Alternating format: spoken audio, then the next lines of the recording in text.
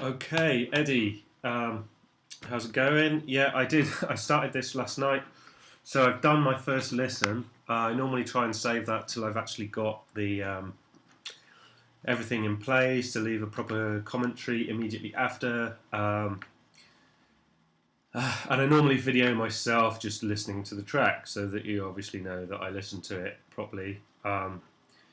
But I did that, and then I realised that without some idea of what the vocal is going to be doing, um, it's really hard to give feedback on the track because it's as yet unfinished. And I wouldn't want at this stage to say, oh, you should really do this or this or this, because that might not actually be correct once the vocal's in place.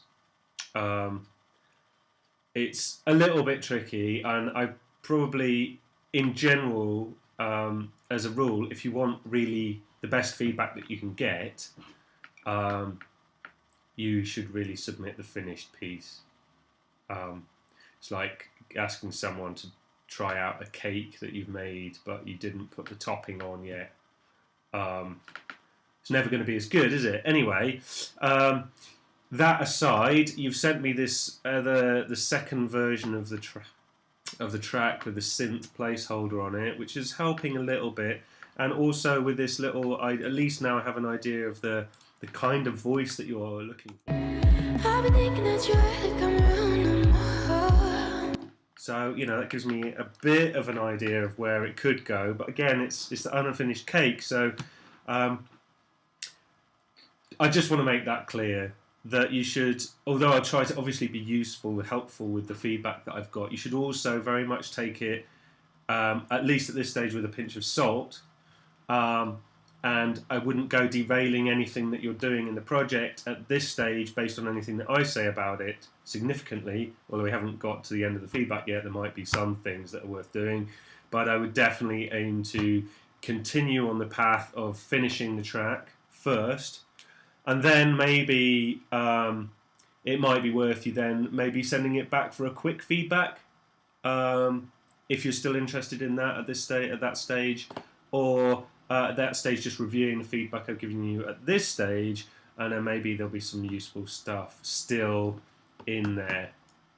So I have listened to it for the first time, so I'll spare you the pain of watching me listen to it again. I haven't filled in any feedback because, again, I wanted to get a better picture. But what I've done is, this morning, it's 3 in the afternoon. What I've done this afternoon is I've loaded up this track and the other version that you sent me today into live here, just for easier navigation. And just going to go through it with you and thoughts, basically, from my first impressions, which I'm having to give you, again, with this little caveat that it's not finished. So, that's I've repeated myself enough. Okay. Overall, a great track. A really nice piece of music. It's got lots of different, very interesting and very nice sounds in it. I particularly like the large polysynth chords and pads that are going on in here. They sound very Jupiter-y. I'm not sure. Oh, you did say all of this is in the box. So you've done really well, actually, to get these kind of really grainy, very authentic synth sounds. Maybe they're samples, maybe they're VSTs. I mean, it's getting increasingly difficult to tell these days what's coming out of the box and what's coming into the box. So in terms of sound choices and general overall atmospherics and theme, so sort of congruence between your concept and the sound, I think you've done really well. You've got everything. You've got this kind of slightly melancholic, slightly cathartic, very engaging, like expansive thing going on,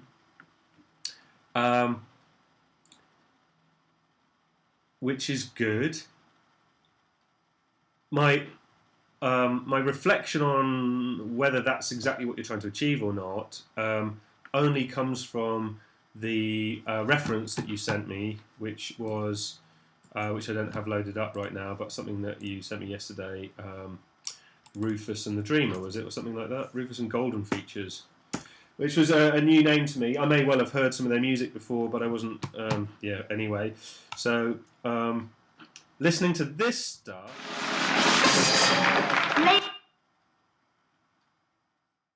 It will be so quick.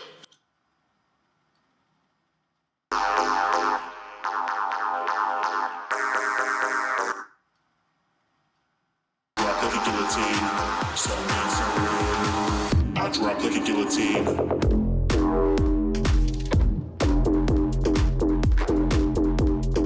I mean, okay, I've listened to a couple of these tracks by these guys now, and I know it's only, I mean, what did you say here? It's a loose tracks, mainly inspired by, so I mean, obviously it doesn't have to be exactly like it, but the thing that strikes me about their tracks is they've all got, at some point, a very modern dance edge to them. They've got this chunky, solid, transparent groove going on, and I didn't feel that your track really got there. Now, whether you just were inspired by them and you're sort of going in that direction, but you're definitely going for more of a listening piece, then that's fine. You've pretty much nailed it. If you were going for something that was a bit more, potentially a bit more danceable, then there's quite a bit of work to be done on that. Just because it's not really going down that particular avenue. Not that the groove is bad, not that it doesn't work, it's just as a piece, it's not really a dance floor piece, in my opinion. Again, there's another caveat for you, this is all my opinion. So, I'm going to assume that you kind of just got some ideas from them, and you're not really aiming for a club banger, because I'm kind of getting that. It's more of a cinematic piece, and it's really resounding with me because I've spent a lot of time the last couple of years working on trailers and cinematic intros and pieces for film and sync and stuff like that. So this kind of storyline-based track really resonates with me, and I like it a lot. I've got I'm working on an album at the moment of very similar sort of ideas, although they are a little bit more I don't know, grimy, I guess. Anyway, so at the moment your vocal parts are pretty sparse, but I think that works in terms of the general delivery of the track. I can kind of see that. It very much makes me think of this track, what's it called?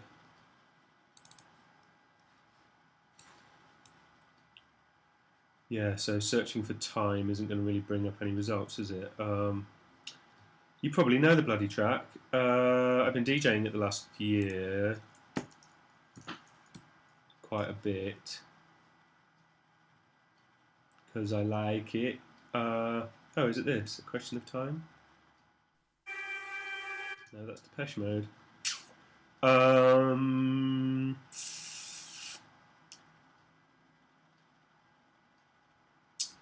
It's obviously not called Time. But it's oh, let me just have a look in here.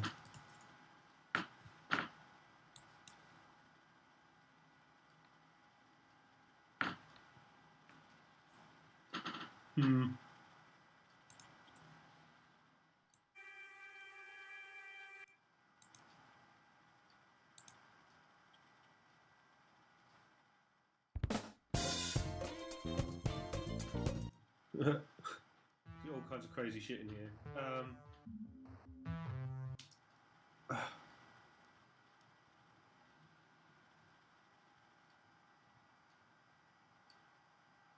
It's really, really similar though. This is the thing. It made me immediately think of this track. I should have dug it out before I started recording, really, because now you're just watching me searching for a bit of audio. Don't worry, I'm not going to deduct it from the total time of this. But I really do want to find this track for you, actually.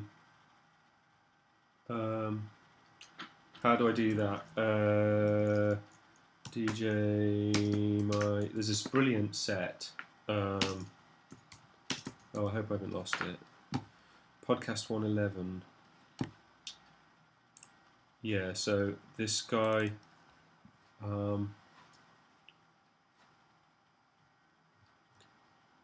this one. A bit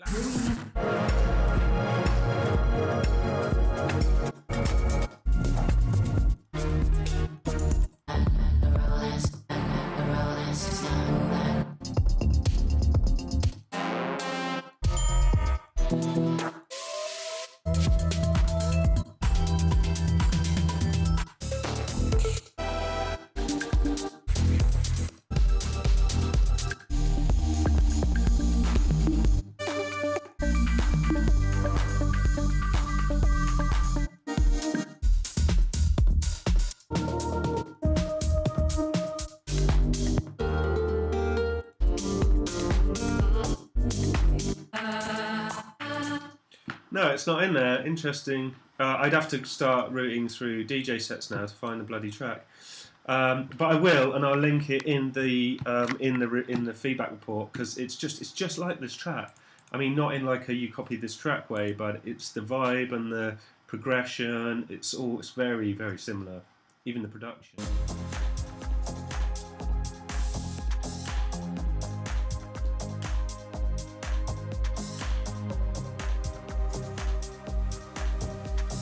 So, yeah, I think that you've got. If we're going, okay, so we're gonna work on some assumptions here. Firstly, this is a story piece. It's a listening piece. I'm not going to start telling you or explaining to you how you might be able to make this into a dance floor track, because I think it would be a different track if you did that. So working on the idea that this is like an orbital style, or UF orb or something, like a bit expansive and storytelling. I think you've got the arrangement pretty good. I think it's quite a long track. It does feel a bit drawn out, but again, it feels perhaps a bit drawn out because there's still vocal parts missing. And of course, even if your vocal sections, where you actually got your verses, are quite short or constrained, the voice, if you get a good vocal recording, you've got a whole instrument there, and I'm pretty sure that, it would be advisable to make as much use of that vocal content as possible. I would be inclined to construct instruments from certain elements or components of the vocal recording once you have it. I notice you have got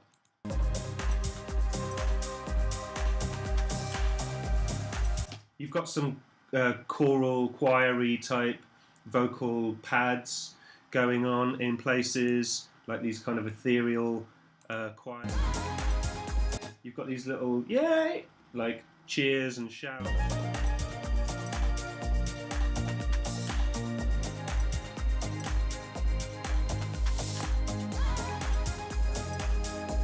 It's got that little incidental arpeggio riff that's like a bit Robert Miles thing as well, which is not exactly the same, but it's interesting because it's sort of reminiscent of that, and it's actually quite intentional or not. It's a really good ploy. If you have a track that doesn't have anything that's really truly unique about it, it kind of, there's a danger that it just falls into this zone of all these other tracks that don't really ever have an identity, which in some settings is fine, but in others it's not. And if you're trying to give a track identity, it's really important to think about what it is that gives it identity. Now, of course, you're going to have vocals in there, so that will, of course, identify it as that track. But you...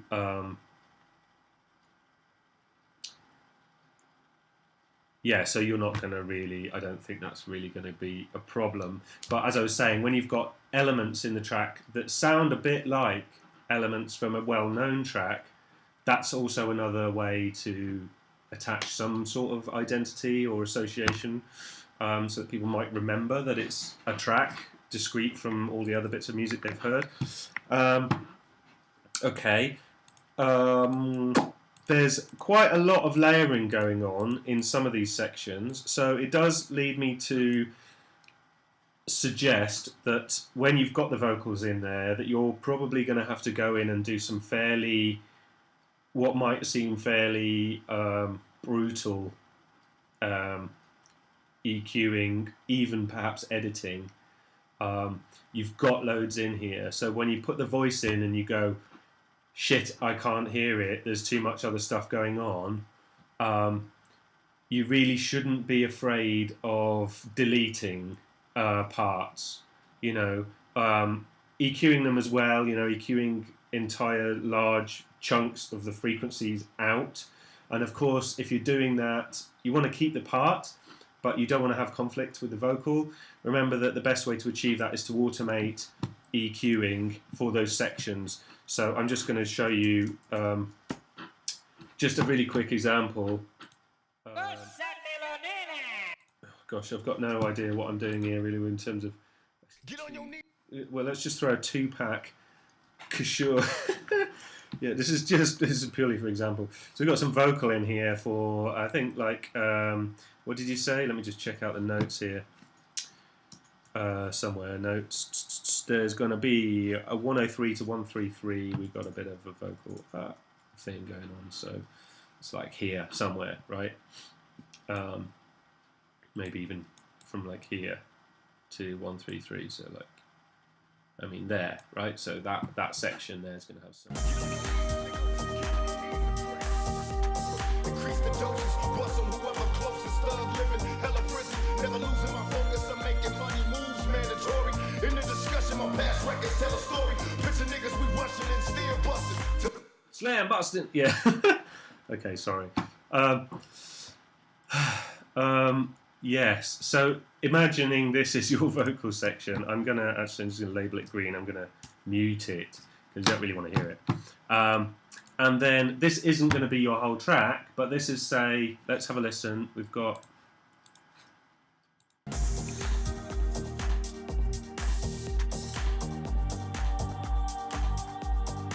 So you've got this, these sort of wavy chord things.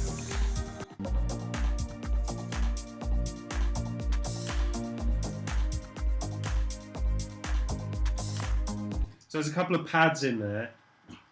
There's not a hell of a lot, which is great. I mean, obviously, I was initially listening to this one, which has the synth overdub, which, of course, the vocal one won't have.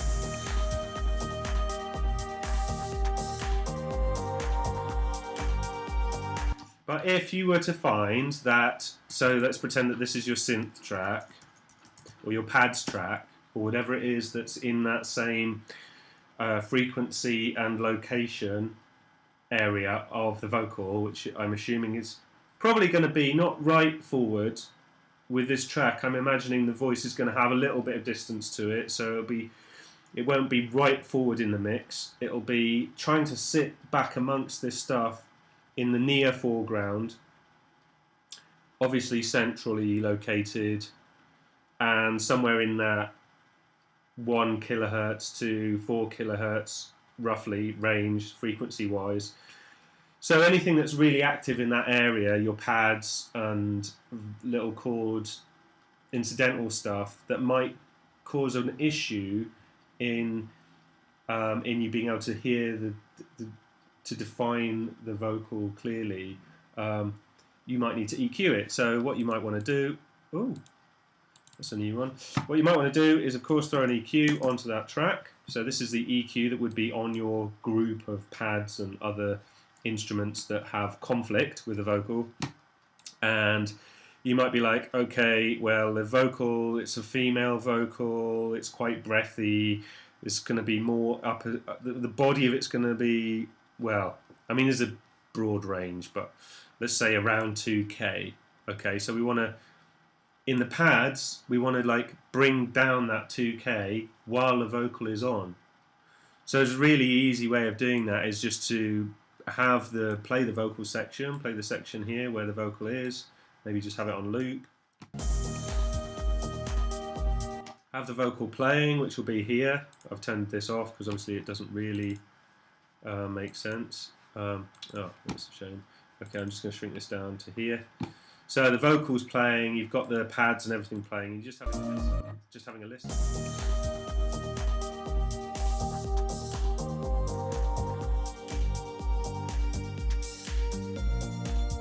I'm going to turn this vocal on just so we can have something to listen.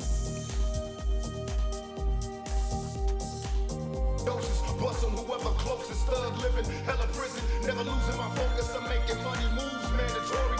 In the discussion, my past records tell a story.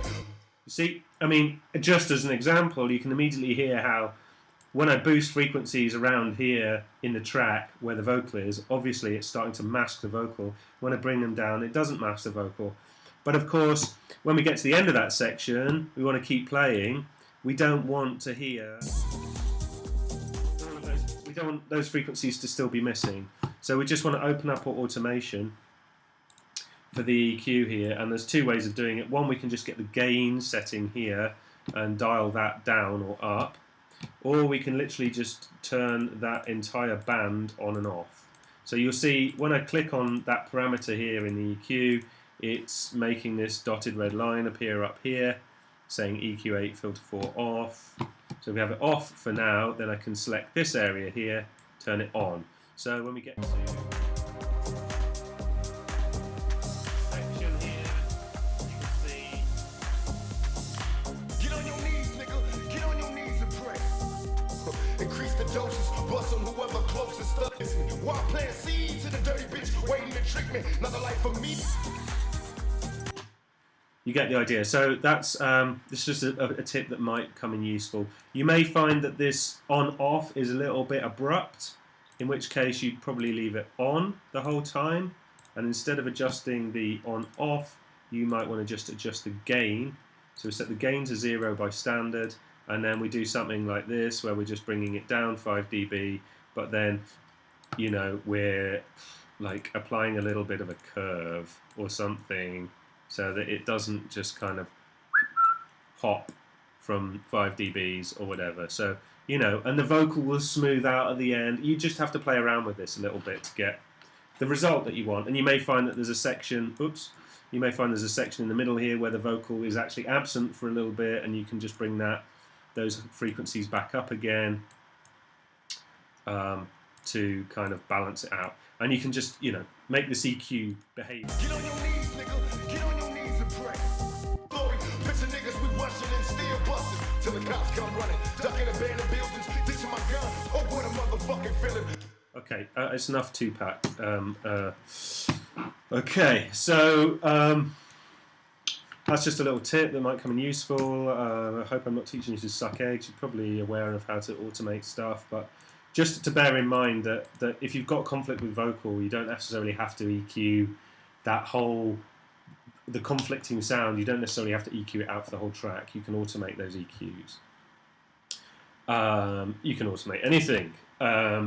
So you'd also probably want to, like I say, make some instruments out of the vocals. If you get a really nice, lush female vocalist to sing your song, you're probably going to get loads of little breathy extra sounds that you might want to gate out for the actual track. You might want to leave them in, but you might also want to just chop them up and throw them into a simpler or into a drum rack and make a little instrument out of them so that you can add some more of these kind of...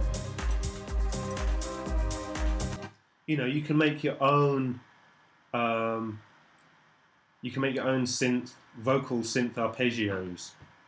You know, because you've got this classic sort of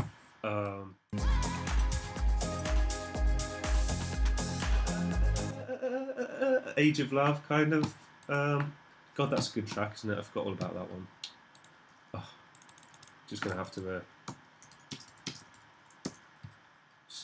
quickly revisit this for a second.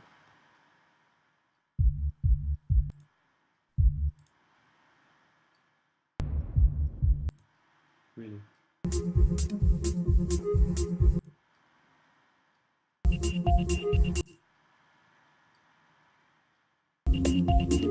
This is the Jam and Spoon remix. Dance with me, come on.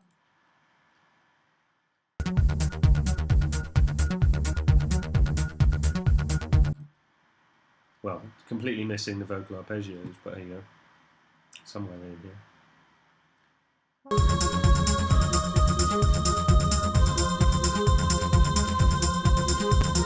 Okay, anyway, just had to relive that for a moment. Oh dear.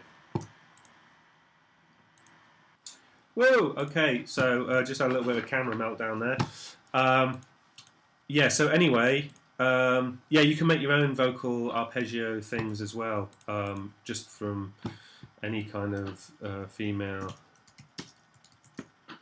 vocal. You know, I mean, just have to chuck any vocal sample into a simpler, really, and just give it a bit of gas on the old simpler.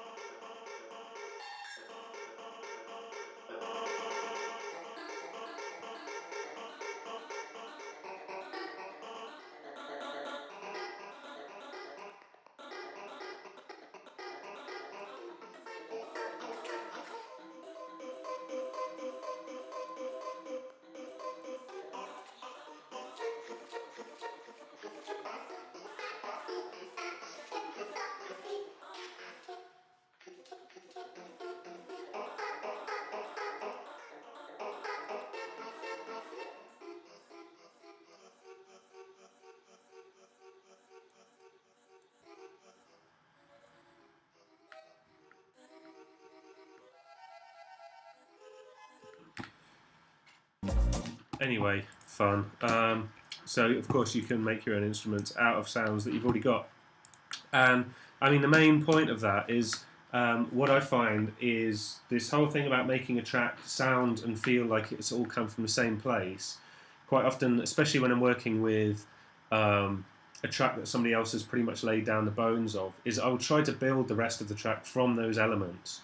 So maybe it's a couple of recordings from some synths or some drum machines and a bit of vocal. Rather than bringing in lots of new sounds from other sources, I'll try to re-engineer the sounds that I already have to make new sounds and new parts and new patterns for the same track, because then you get this kind of feeling like all the sounds are coming from the same place. And I think that's really, it's a really good trick to, you know, keeping the whole vibe congruent. It also means that if you throw in a curveball, which you should also consider doing, you know, like a sound from a little bit out there that you weren't really expecting, then it has more effect because everything else sort of feels really glued together. So it's a little bit easier to get that kind of, you know, that peacock feather effect where you've got something in there that's a little bit eye-catching, not really entirely in the right place, but it's good because it makes you go, ooh, you know. Anyway, so yeah.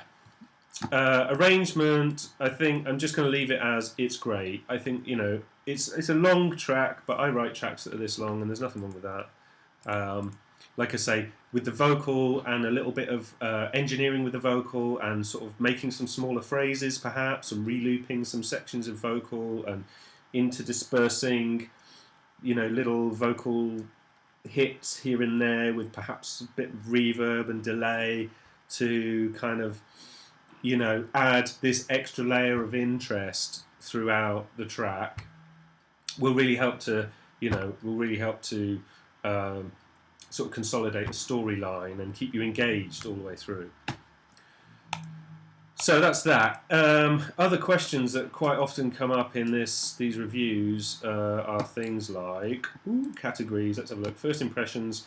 Well, I've kind of covered first impressions. I do really like it, but there's difficult to give a full first impression because it's not finished. Strongest point, I think, is your sound design is really good. Like I say, you've managed to get a really healthy collection of sounds together here and order them in a very meaningful way. And you've managed to convey your story through the sound, just the sound. You haven't even got the vocals in there, and I think you've conveyed the storyline with the sounds already. So there's a really good. It's a really good effort on that part in terms of delivering your concept. Weakest point is it ain't finished. But, and without it being finished, I'm not going to tell you that the cake's shit because I haven't tasted the full cake. Even as it stands, as it stands on its own as a track, it's a bit lengthy. It doesn't quite carry me on its own as it does right now. But like I say, the vocals come in, and I think that is going to be sufficient to tie the track, and give it the longevity and listenability that it's required for an 8-minute track. Suggested strategies, I'll go through some more of those anyway. We're not quite finished yet. Completeness, well, it's not finished. But I'd say you're pretty much on course. I don't think you're going to need to add anything more. After the vocal, you're probably going to find that you might need to take a few things away, even if it's frequencies, or it might even be deleting entire parts for whole sections. I don't know. But usually when you get to that stage where you've got enough stuff, it's quite often very revealing to go through and try removing parts, even if you're really precious about them, which you probably are. Because you provide an opportunity for other parts to have focus, and that in itself is a really powerful technique. You'll notice a lot of these tracks that we were listening to here, the reason why they're so powerful at points is because Ladies, I drop like a guillotine. So mean, so. sorry. I drop like a guillotine.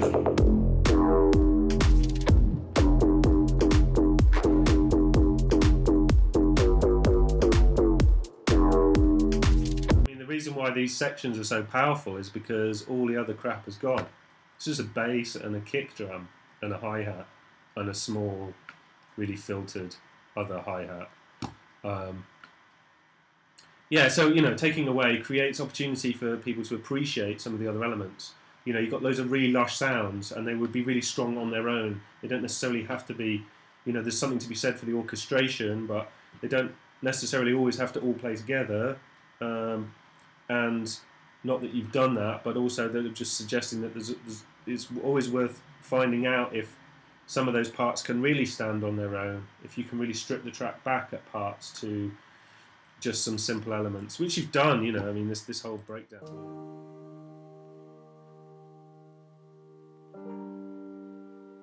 That's about as stripped down as it gets, right?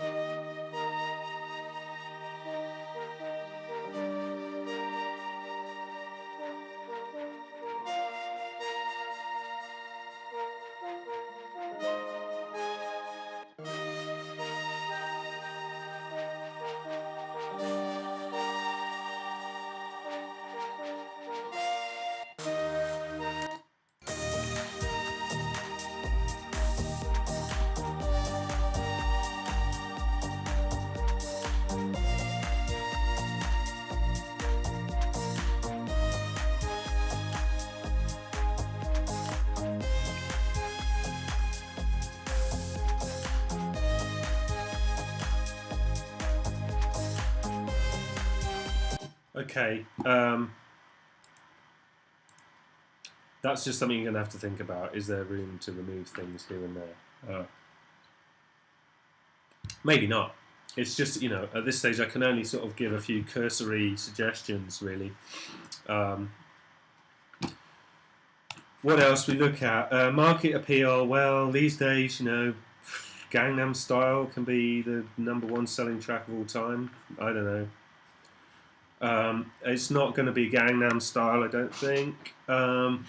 Sometimes it's an interesting question. Some people are really interested in obviously breaking out into a market, into some sort of commercial prospecting for their music.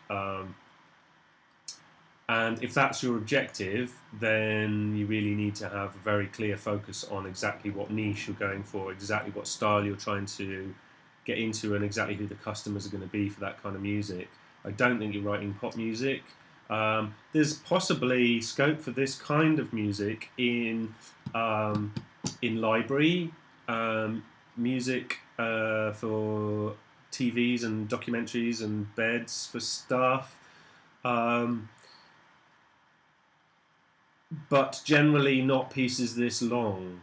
Usually it would be a phrase that would work. But the narrative is something that kind of has that leans it a little bit towards that. Of course, you might just be doing it because you love making music, and if anybody likes it, result. But it's not your primary objective to make money, which is a great place to be in. And if you're in that place, I would just suggest to carry on, because there's nothing to ruin making music fun like making money out of it. No, without being too skeptical, it's nice to have the freedom to just make music that you like, and not to end up being kind of railroaded into making more of something that you made once that people like, or always trying to write to brief, which is fun, but not necessarily the same thing as writing music for the love of it. Anyway, I'm sure you can work out where you're going with this track. It would make a great piece for an album of similar pieces. I could certainly imagine this having kind of a lot of possible airtime in all the various chillaxing cafes and bars and beachside chill zone situations around the world, many of which play these Cafe Del Mar CDs from 10 years ago or more. I mean, it's that kind of, it's got that kind of vibe to it, and there is a big market for that kind of easy. I don't want to call it easy listening because some people think that's a bad thing, but that's kind of what it is. It's relaxing, nice music. It's not quite the meditation CD. It's a little bit too much going on for that, but I could certainly imagine sipping pina coladas with my toes up in a beach bar somewhere listening to this. It would be nice. Originality. Again, the voice is going to be probably your uniquest point. I've heard plenty of music that's got similar instrumentation to this. Not so much that's got an effectively delivered storyline in it, so that's also quite original in terms of you actually have a story behind this and it comes through in the music. Character and sound choices I've already covered. Great choices of sounds. General character overall is great. Timing and groove. Well, again, I mean, as it stands as a kind of chillax track, it's fine. If you wanted to make it a bit more edgy, then there's definitely work to be done on the groove. But I don't think that's where we're going, so I'm going to leave that as. Arrangement and flow is great. Mix down, professionalism. Well, there's some stuff to be said about this, but there always is. I mean, there's no such thing as a perfect mix. There's lots of different perfect mixes. There's the professionalism. Well, you gave a really professional brief, which is, it's a great thing. Quite often I just get here's my track, with no preamble, no references, no idea what they're trying to achieve or where they're trying to go with it. This is a really carefully thought out and, well, you know, for what it's worth, that's a professional way to approach, you know, working with somebody in the music industry. You have to be able to explain your concept clearly in words that they understand, and I think you did that really well. So there's definitely an element of professionalism there. The track, in its terms of its delivery, I'm going to just hop back over to live now, and I'm just going to, well, I can look at this and I can say, yes, it's been engineered to a pretty good standard. It's pretty much, you've used your dynamic range. You know, we've got some peaks hitting 0 here, but you haven't abused it. I'd say you probably could have rendered this a little bit quieter just to not go anywhere near 0, I think, if I remember rightly.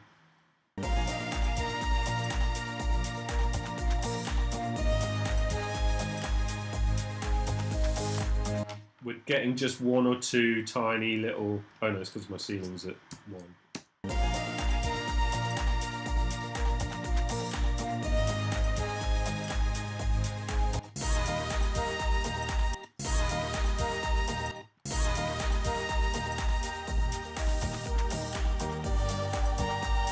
Yeah, I mean, you've maxed out a dynamic range here, but which isn't a problem. It's not a problem. It's just you could have left a little bit. This is an MP3 that you've sent me. That's fine, although I don't know what your format you're working in. Not that it makes a huge difference, but I mean, if you're working in 24 bits, I mean, the internal engine in live is 32, but if you're working in 24-bit, you're exporting 24-bit. You've got enormous dynamic range, you've got a huge, incredibly low noise floor, and you don't need to go that close to 0. Not for a pre-anything, you know, only at mastering stage. And -3 as an absolute peak, -3 dBFS is absolutely fine. All the elements are really nicely balanced, I can say that much.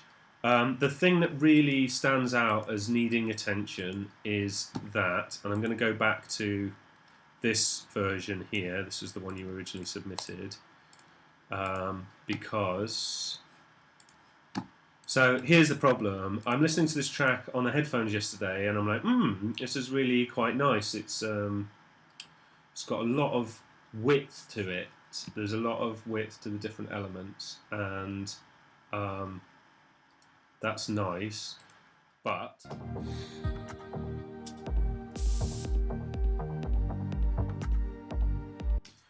when I fold the track to mono, yes, that old chestnut, so I have my monitor selector set up here so I can fold everything to mono.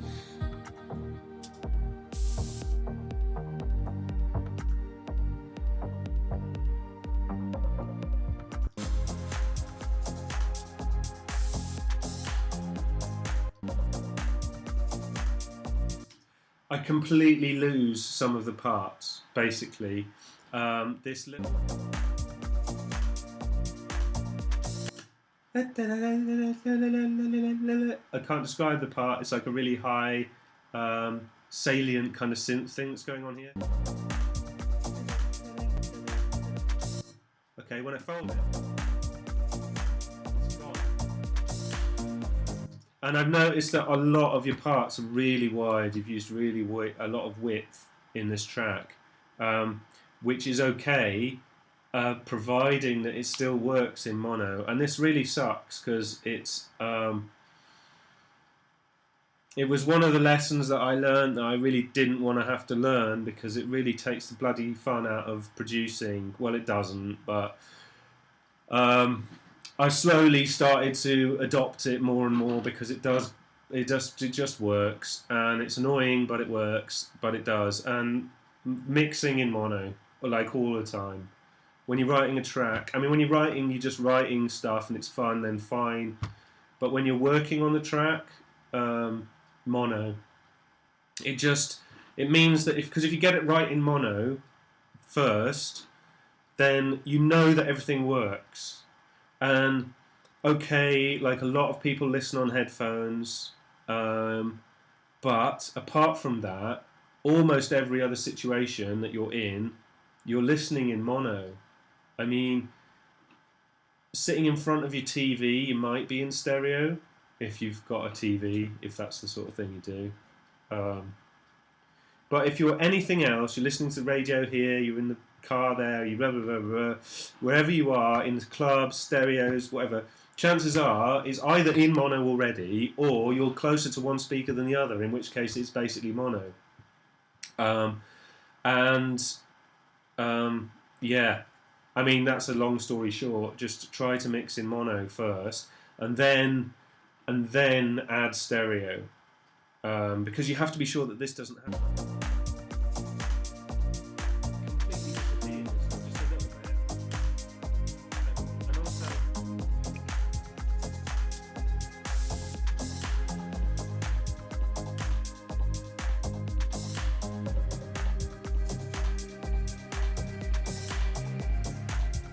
I mean, yeah, it's unfortunate. It's not often that you get pieces completely disappearing when you fold them, but in this case it does. So you really need to go back to those individual parts, get them to work in mono, and then consider what you're going to put in stereo. Now, there's lots of different schools of thinking on this. And you can totally make your own mind up about this, but my thinking on it, having assimilated lots of different other people's thinking on it, mainly because this is kind of the easiest, in my head, way to deal with it, is to do your composition in whatever you want, stereo, like in whatever, and because it's fun. And then get your bits in there and put it in mono and mix your track in mono. Get it all to be like sounding right and make your EQ so that everything fits, and then decide what is going to be stereo, because it's usually it's a little bit loose, but the general thinking is choose one thing that's really going to be stereo. Again, this is not like a hard and fast rule. You can break the shit out of it if you want and just make everything stereo, but it's definitely noticeably better in most cases when almost everything is in mono and a thing or maybe two things that work nicely together, like two lead parts, like a vocal and a lead synth that kind of interweave, or something.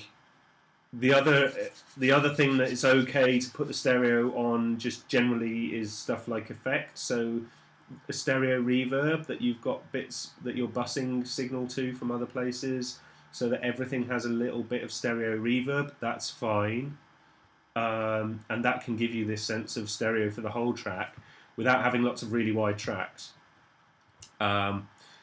The bass, the low end, obviously actually sounds okay in both mono and stereo, so that's great. That means there's not really any significant phase issues, and you've done a good job with what you've got of the low end. Although I would argue that it's a little bit muddy.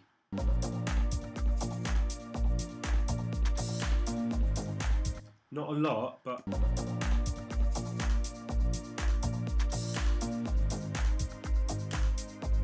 So there's this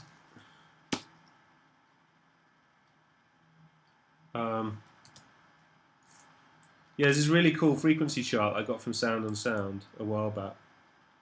I'll share it somewhere for you.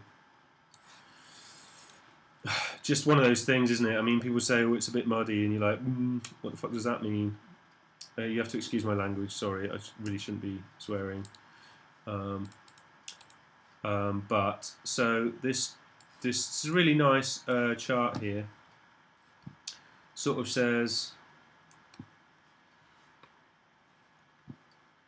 yeah, I mean, gong, clunk, fullness, body, hardness, pluck, body, pedal noise, warmth, fullness, boom. boxiness, thump, clunk. Boom isn't on here though. Muddy isn't on here either.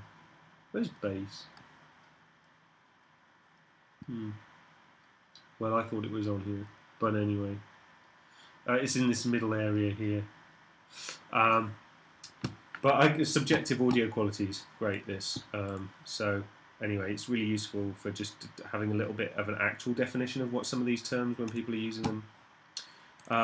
So I would say.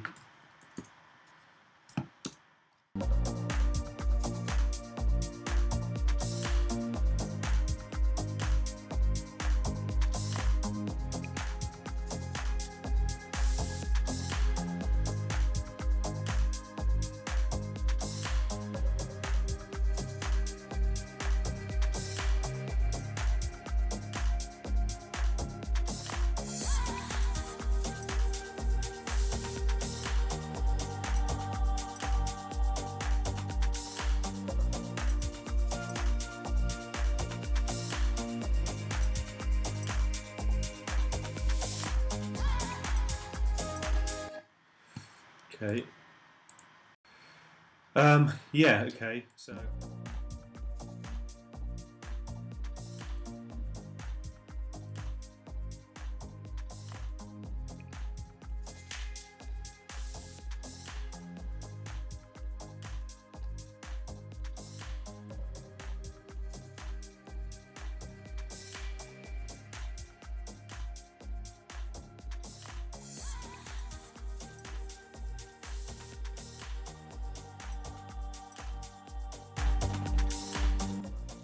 Of course, it's a bit quiet.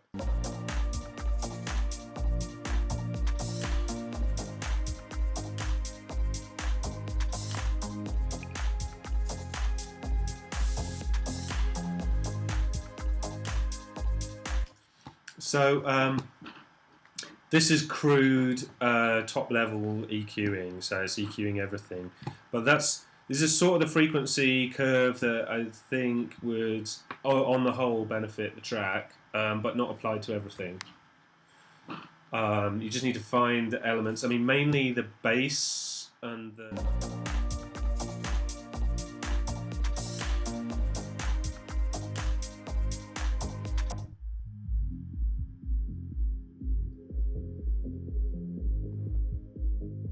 Yeah, so this bass part that you've got, there's some frequencies in there that are kind of howling a little bit.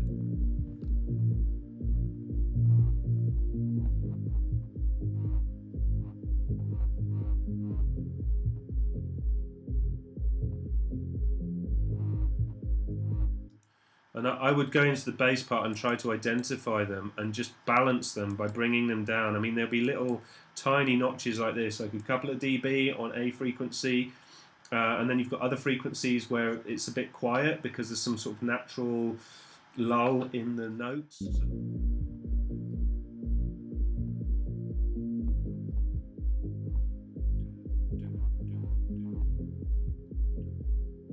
So you'll notice when you play the bass progression that some of the notes sound quiet and some sound more present.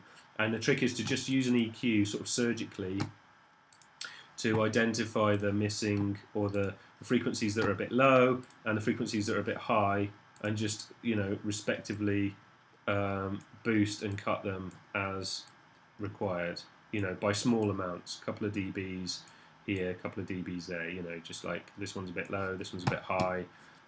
Just try to get them more level as a starting point, and then because especially with bass, if you've got just one note in the bass that's really accentuated for some reason or other, then it's pushing a lot more level into the master bus, and that's going to reduce it's going to reduce your overhead, so you're not going to be able to get as much volume actually, or as much perceived loudness. You're basically going to reduce the dynamic range of the whole track, just because you've got one note that's really kind of honky or really ringing.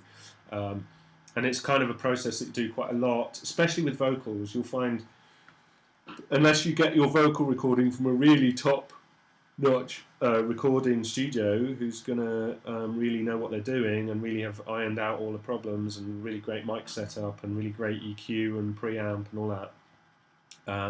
What you'll find is that in the vocal there'll be some frequencies that are resonating in the room or that are resonating between the vocalist and the microphone, and they will be accentuated more than other frequencies. And you'll also see that the vocal part itself, unless it's a really, really good quality vocalist who really got her microphone techniques nailed down, there's going to be quite a bit of variation in the levels, and your first task is to really fix it, to really make sure that everything is as close to as an even level as possible, and that any rogue frequencies that are being accentuated by the room or the recording process are being notched out as best possible, without obviously destroying the overall tone. Because then you've got a much more level signal to put into a compressor. If you're putting stuff into a compressor and it's got these rogue elements to it and are too much range, then you're having to squash too much to get everything balanced. Really what you want is this situation where your compressor, if you're using one on a track, is only really working when it needs to.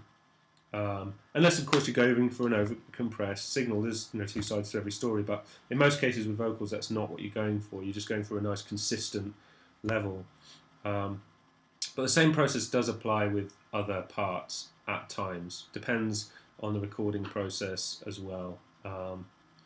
So, yeah, it's a fairly major one, this working in mono thing. I'd certainly revisit the mix and see what you can do about these parts that disappear when you...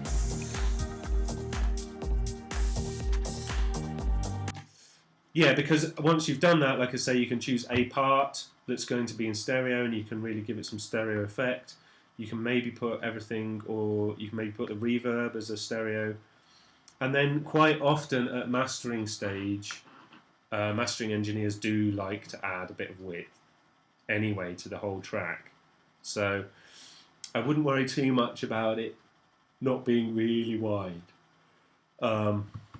Yes, it does sound great on headphones when we do that, and it does sound great when we're sitting right in the middle of a stereo field and it's wide, but it doesn't translate well.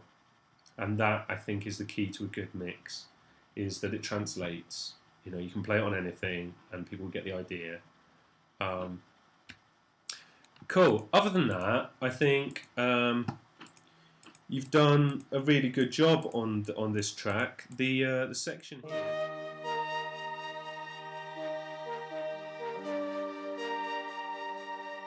I mean, this sounds like it's really hard to discern this from. I mean, maybe it's sampled loops, but it just really does sound like a.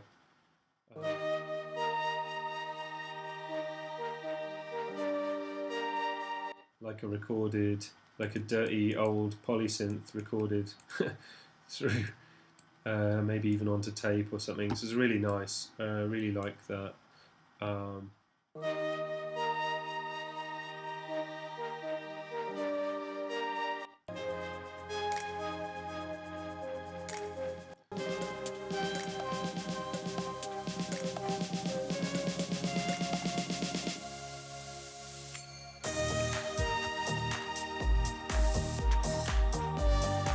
Yeah, there was one. This happens a couple of times. I'm just trying to think now. I don't want to drag on too long.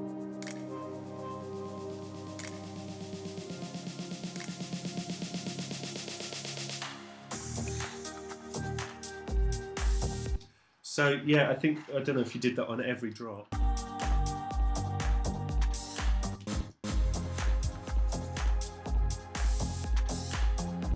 But no, it was only on this one and this one.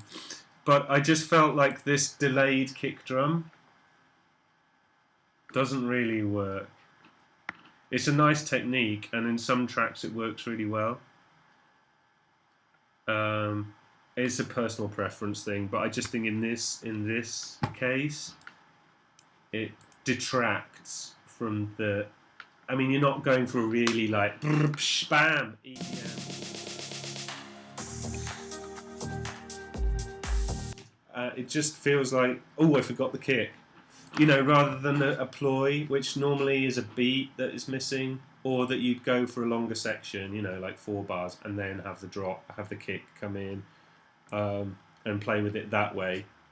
But to me, again, it's a bit of a personal thing, but I just don't think in this situation that it works.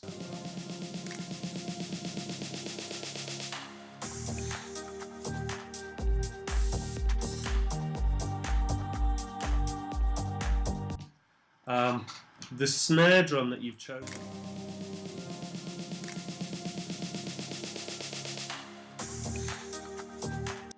The snare drum's a little bit rattly for this track as well. Excuse me for yawning, it's just a bit low of oxygen in here now.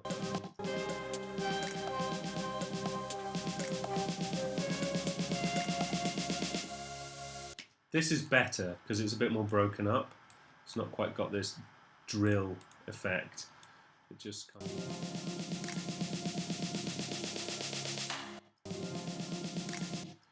of... it's not terrible. It's just a little bit. If there's a sound in this track that doesn't quite fit, it's that snare. It's just a bit too EDM. What's that mean? Electronic dance music. I mean, it's a bit too much like that snare that you get in a lot of American dance music that's called EDM. It's a bit too drilling, I think, is probably a better description. I'd be inclined to find something more subtle, or just break it up a bit more like you did in the other section. Yeah, otherwise I think it's a really good track, and thank you for sending it in.